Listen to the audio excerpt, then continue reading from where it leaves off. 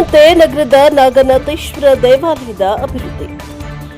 ಚಿಕ್ಕಬಳ್ಳಾಪುರ ಜಿಲ್ಲೆಯ ಚಿಂತಾಮಣಿ ನಗರದಲ್ಲಿರುವ ಇತಿಹಾಸ ಪ್ರಸಿದ್ಧ ನಾಗನಾಥೇಶ್ವರ ದೇವಾಲಯದ ಅಭಿವೃದ್ಧಿಯನ್ನು ದತ್ತಿ ಇಲಾಖೆಯ ಕಾನೂನುಗಳ ಅನ್ವಯದಂತೆ ಮಾಡಲಾಗುವುದಾಗಿ ನಾಗನಾಥೇಶ್ವರ ದೇವಾಲಯದ ನೂತನ ಅಭಿವೃದ್ಧಿ ಮಂಡಳಿ ಮುಖಂಡರಾದ ಸುಬ್ರಹ್ಮಣ್ಯ ಸ್ವಾಮಿ ತಿಳಿಸಿದ್ದಾರೆ.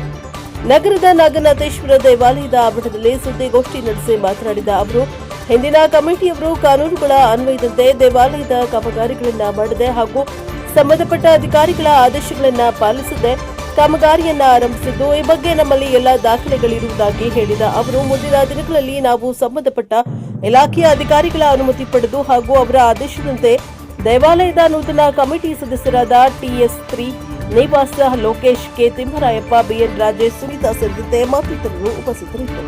Bureau report CS Ravi, NKS TV 4 Chikkaballapur.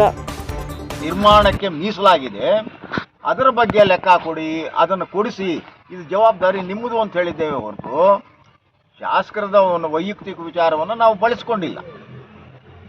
ಎರಡನೇದು, ಈಗ ನಿನ್ನೆ ಒಂದು ಪ್ರೆಸ್ಸು ಸ್ಟೇಟ್ಮೆಂಟು ರಿಲೀಸ್ ಮಾಡಿದ್ದಾರೆ. ಕೆಲವು ಪತ್ರಗಳಲ್ಲಿ ಬಂದಿದೆ, ಕೆಲವು ಪತ್ರಗಳಲ್ಲಿ ಬರದೇ ಇರಬಹುದು. ಇದರ ಬಗ್ಗೆ ನಾನು ಪಾಯಿಂಟ್ ವೈಸ್ ಖಂಡಿಕೆವಾರು ಉತ್ತರವನ್ನು ನಾನು ತಮಗೆ ಕೊಡ್ತೀನಿ. ಮುಖ್ಯವಾಗಿ ಏನು ಅಂತ ಹೇಳಿದ್ರೆ, ನಾಗನಾಥೇಶ್ವರ ದೇವಾಲಯ ಅಭಿವೃದ್ಧಿ ಸಮಿತಿ ಅಂತ 27/1/2020 ಒಂದು ಸಮಿತಿ ರಚನೆ ಆಗುತ್ತೆ.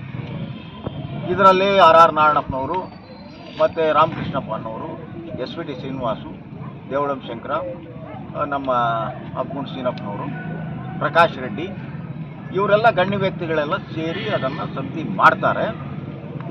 ಸರಿ, ನಿಗದಿತ ಒಂದು ಅವಧಿಯೊಳಗೆ ಅವರೊಂದು ಕಾರ್ಯಕ್ರಮ, ಒಂದು ಕಟ್ಟಡವನ್ನು ಕಟ್ಟುವುದಕ್ಕೆ ಆಗೋದಿಲ್ಲ. ನಮ್ಮ ಆಗಮಶಾಸ್ತ್ರದ ಪ್ರಕಾರ ಕಳಾಕರ್ಷಣೆ ಆದ 6 ತಿಂಗಳ ಒಳಗಾಗಿ ದೇವರು ಮತ್ತೆ ಮೂಲ ಸ್ಥಾನಕ್ಕೆ ಹೋಗಬೇಕು. ಕಳಾಕರ್ಷಣೆ ಅಂದರೆ ಏನು? ಮೂಲ ದೇವರಲ್ಲಿರ್ತಾರೆ, ಅದರಲ್ಲೇ ಒಂದು ಭಾಗ ಒಂದು ಜೀವ ಅದನ್ನು ಇಲ್ಲಿಗೆ ಶಾಸ್ತ್ರೋಕ್ತವಾಗಿ ಕರ್ಕೊಂಡು ಬಂದು ಇಲ್ಲಿ ಪ್ರತಿಷ್ಠಾಪನೆ ಮಾಡೋದು, ಪೂಜೆಗಳನ್ನು ಮಾಡ್ತಾ ಇರೋದು. ನಂತರ ಕಾರ್ಯಕ್ರಮ ಏನು ಜೀರ್ಣೋದ್ಧಾರ ವಗೈರೆ ಎಲ್ಲ ಆದಮೇಲೆ ಮತ್ತೆ ದೇವರನ್ನು ಅಲ್ಲಿಗೆ ಕರ್ಕೊಂಡು ಹೋಗಿ ಯಥಾಸ್ಥಾನದಲ್ಲಿ ಇರಿಸೋದು. ಇದನ್ನು ಕಳಾಕರ್ಷಣೆ ಅಂತ ಮಾಡ್ತಾರೆ.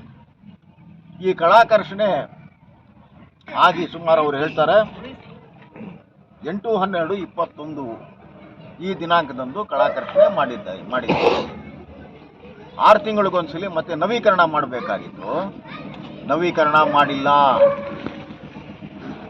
6 ತಿಂಗಳಾದ ಮೇಲೆ ನೀವು ನವೀಕರಣ ಮಾಡಿಲ್ಲದೆ ಹೋಗಲಿ, ಶಾಸ್ತ್ರಕ್ಕೆ ಸಂಬಂಧಪಟ್ಟಂತೆ ದೇವರು ಮತ್ತೆ ಮೂಲ ಸ್ಥಾನಕ್ಕೆ ಹೋಗ್ತಾರೆ.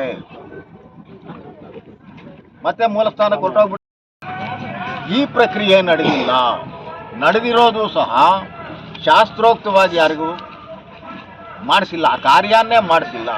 ನಂತರ